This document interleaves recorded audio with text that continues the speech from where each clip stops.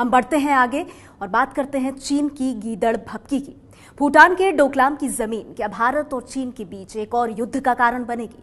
डोकलाम विवाद को लेकर भारत तो संयम बरत रहा है, लेकिन चीन ने बहुत बड़ा कदम उठाने की तैयारी कर ली है। चीन की सेना की प्रवक्ता ने बाकायदा प्रेस कॉन्फ्रेंस करके भारत को युद्ध की चेतावनी दे दी है।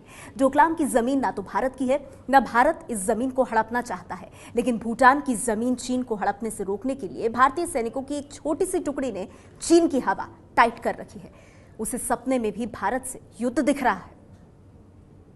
决心意志坚定不移，汉山易，汉解放军难。 चीन की सेना के प्रवक्ता वू कियान ने भारत को डराने के लिए पहाड़ से अपनी तुलना तो कर दी, लेकिन ये सोचने में जरा भी दिमाग नहीं लगाया कि भारत ने न तो पहाड़ को हिलाने की कोशिश की, न चीन की सेना को।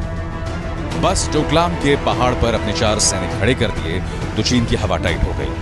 4 सैनिक के डोकलाम में खड़ा होने भर से सड़क बनाने के चीनी प्रोजेक्ट पर फुल स्टॉप लग गया है।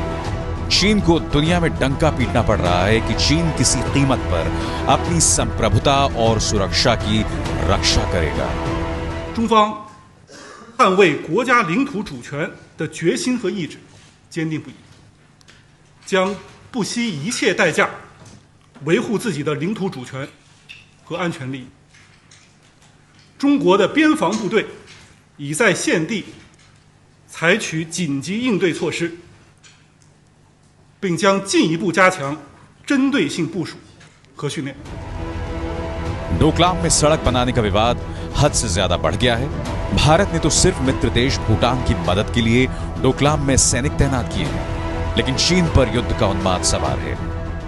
我想提醒印方，不要心存侥幸，不要抱着不切实际的幻想。中国人民解放军建军90年的历史证明了一点，那就是我们捍卫国家主权和领土完整的能力手段不断增强。 डोकलाम को लेकर भारत और चीन के रिश्ते खराब हो रहे हैं। विवाद इसलिए बढ़ा है क्योंकि बातचीत नहीं हो रही है। विदेश मंत्री सुषमा स्वराज ने संसद में खड़े होकर एक तरह से बातचीत की पेशकश की। हम ये चाहते हैं कि अगर संवाद चल रहा है कि भाई अगर कोई बातचीत बैठकर करनी है तो दोनों अपनी अपनी सेनाएं हटाएं। राष्ट्रीय सुरक्षा सलाहकार अजीत डोभाल 27 जुलाई को ब्रिक्स देशों के एनएसए की बैठक के लिए चीन भी जाने वाले हैं। अमेरिका के रक्षा विभाग ने भी कहा है कि भारत और चीन के बीच के तनाव को कम करने के लिए अमेरिका दोनों देशों को सीधी बातचीत के लिए प्रोत्साहित कर रहा है, जिसमें किसी भी तरह से सैन्य प्रयोग से बचा जा सके। फिर भी चीन बातचीत नहीं, युद्ध की बात कर रहा है। 我想提醒印方，不要心存侥幸，不要抱着不切实际的幻想，决心意志坚定不移。汉山易，汉解放军难。 चीन को यह भी पता है कि भारत का राजनीतिक नेतृत्व ना तो कमजोर है ना झुकने वाला है। रक्षा मंत्री अरुण जेटली का वो बयान चीन ने भी सुना होगा, जिसमें उन्होंने भारत के मौजूदा नेतृत्व और 1962 के नेतृत्व का फर्क अच्छे से समझाया था।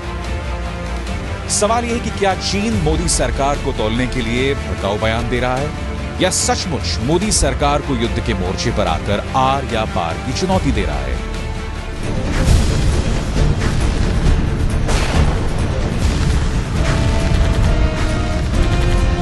युद्ध के मोर्चे पर युद्ध का बिगुल भले ना बजा हो, लेकिन चीन ने मनोवैज्ञानिक युद्ध छेड़ दिया है।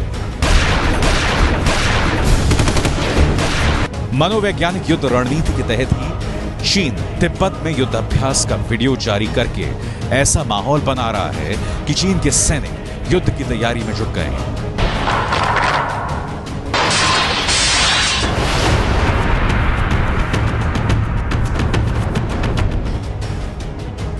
हकीकत यह है कि तिब्बत में सैनिक अभ्यास का यह सिलसिला 2007 से चला आ रहा है।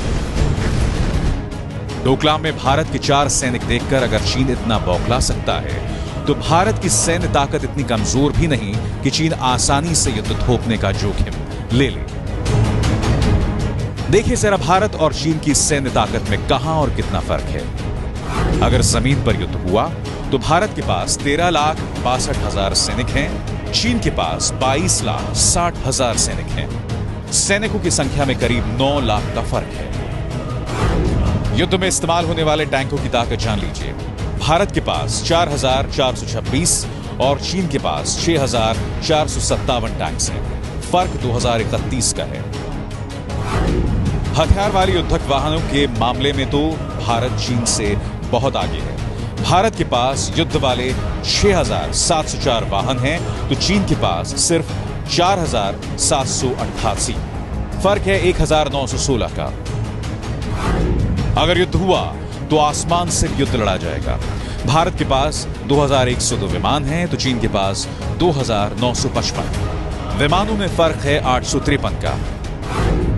अगर समंदर में युद्ध हुआ तो लड़ाकू जलपोत के मामले में भारत चीन से बहुत कमजोर नहीं है। भारत के पास 23 तो चीन के पास 35 लड़ाकू जलपोत हैं।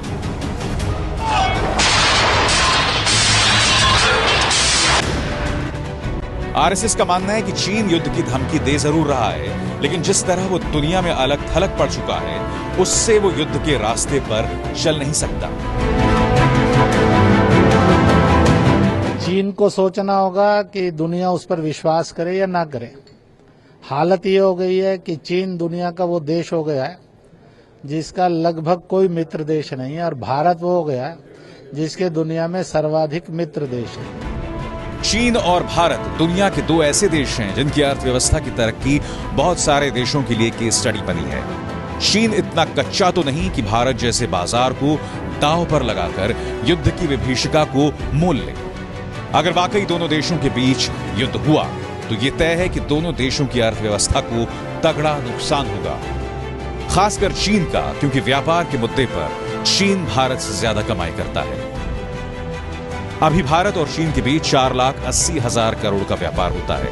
भारत चीन को 68,417 करोड़ का सामान निर्यात करता है, जबकि 4,11,000 करोड़ का सामान चीन से आयात करता है।